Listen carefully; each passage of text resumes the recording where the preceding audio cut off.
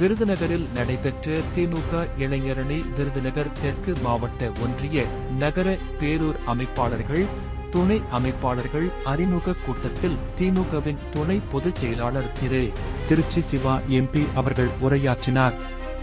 பின்னர் கழக உடன்பிறப்புகள் அனைவரும் ஒன்று சேர்ந்து திமுக துணை பொதுச் செயலாளர் திருச்சி சிவா எம்பி அவர்கள் தலைமையில் உறுதிமொழி ஏற்றனர்.